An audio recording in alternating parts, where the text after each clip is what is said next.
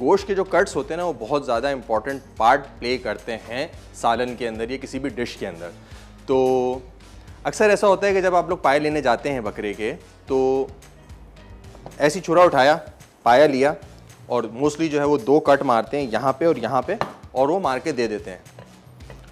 इसलिए दे देते हैं क्योंकि उनसे कोई क्वेश्चन करता नहीं है कि नहीं भाई इसको इस तरीके से ना बनाएं।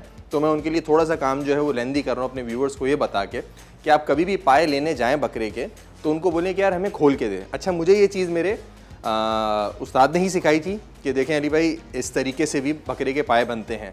अच्छा, हम भी इस चीज़ से अनअवेयर थे। उसका रीज़न ये था कि हमें पता नहीं था कि भाई कैसे बनते हैं। जब हम रहे, हमने सीखा काम, तो फिर हमको सारी जो अंदर की डिटेलिंग्स होती हैं, किसी स्कूल में तो ये चीज़ नहीं सिखाई गई जो कुलिनरी स्कूल्स होते हैं, लेकिन हमें ये चीज़ वहाँ पे उनकी डिटेलिंग जो है ये वहाँ पे हम जब रहे बसे उनके साथ तो हमें ये सारी अंदर की चीज़ें निकाली हमने।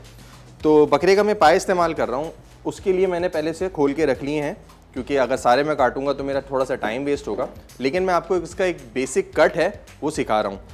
और पाए के अंदर मोस्टली ऐसा होता है कि लोग जो है वो उठा लेते हैं, पाए कोई से भी ले लेते हैं, लेकिन मेरी तरजीह ये रहती है कि जब भी मैं घर पे कोई अगर पाए वगैरह बनवाता हूँ तो मैं हमेशा बकरे के अगले पाए जो होते हैं ना वो थोड़े से मजबूत होते हैं और उसके अंदर जो ये गूदा वाला होता है, ये वाला पार्ट जो होता है वो थोड़ा सा ज़्यादा होता है। तो बिस्मिल्लाह करते हैं और मैं आपको बताना शुरू करता हूँ कि हम कैसे बकरे के जो पाए हैं वो खोल के बनाते हैं। तो सबसे पहले हम छुरी के ऊपर ज़रा सा हाथ साफ़ कर लें और बताते हैं। चलें, जो पाया है उसका आपने लेफ़्ट हैंड से, अगर आप लेफ़्टी हैं तो राइट हैंड से छुरा यूँ पकड़ना है, अगर आप राइटी हैं तो अपने लेफ़्ट हैंड से इस तरह पाए को पकड़ें बकरे के, और जो ये जॉइंट होता है, ये जो जॉइंट है इसको यहाँ टिका के थोड़ा सा प्रेशर दे के रखें राइट साइड की तरफ ताकि उसको जगह मिले छुरा चलाने की। और बहुत ही ध्यान के साथ हाथ को बचाते हुए यहाँ कट मारेंगे। जैसे ही आप कट मारेंगे तो आप देखेंगे कि पूरा जॉइंट खुल गया। ये देख सकते हैं कि ये पूरा जॉइंट खुल गया। अब आप चला के पाए को लिटाएं और यहाँ तक ले आएं।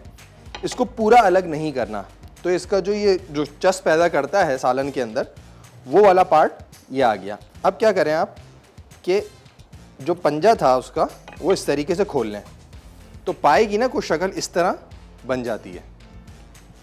ये इसकी ओरिजिनल फॉर्म थी जिसमें ये था। हमने पहले एक कट मारा, इसको यहाँ से खोला, उसके बाद हमने इसको इस तरीके से खोला। अब आ गई इसकी चोट की बारी। तो चोट की बारी बताता चलूँ कि आपने इस चीज़ों को अलग नहीं करना, खाली आपने इन जगहों को खोलना है। तो ये इस तरीके से एक चोट यहाँ, दूसरी चोट यहाँ, और जो लास्ट चोट है इस पूरे पार्ट को यूं पकड़ के आप एक चोट मारें भरपूर। ज़्यादा चोटें मारने से ये होता है कि क्रिच पैदा हो जाती है, तो आप इसको मारें एक ही चोट भरपूर। ये आपने खाली मार्क लगाया और दूसरी चोट आपने मार दी तो इससे ये टूट गया। तो क्रिच का जो क्रिच आती है पाए में या खानों के अंदर सालन में वो नहीं आएगी। इस तरीके से पाए आपके बिल्कुल प्रॉपर खोल के बन गए जिस तरीके से बनते हैं। तो 4-5 मैंने जो है रखे थे दिखाने के लिए। ये भी अगला पाया है।